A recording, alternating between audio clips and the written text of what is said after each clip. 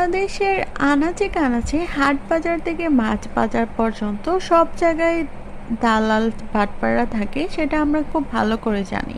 তবে বাংলাদেশ রেলওয়ে এক্সপ্রেসেও যে দালাল বাটপাড়া থাকে সেটা জানতাম না। গত 10ই নভেম্বর ব্রাহ্মণবাড়িয়া টু হবিগঞ্জ যাওয়ার জন্য আমি অনলাইনে একটা টিকিট কাটি। আমার টিকিটের টাইম ছিল দুপুর 1টায়, ট্রেন আসার কথা ছিল, আসে নাই। তারপর আমি অনেক কাউন্টারে যোগাযোগ করি, তারপর আমার ট্রেন আসে হচ্ছে বিকেল 3টার সময়।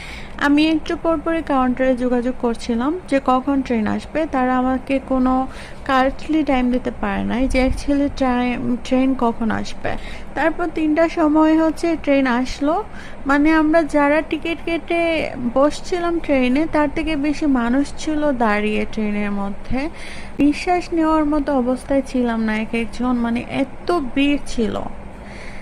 যারা সব সময় ট্রেন বা বাসে যাতায়াত করেন তাদের জন্য আমার আজকের ভিডিওটা। আপনারা অনলাইনে টিকিট কাটলে অবশ্যই কারেক্টলি টাইম দেখে আপনারা টিকিট কাটবেন। সবাইকে অসংখ্য ধন্যবাদ।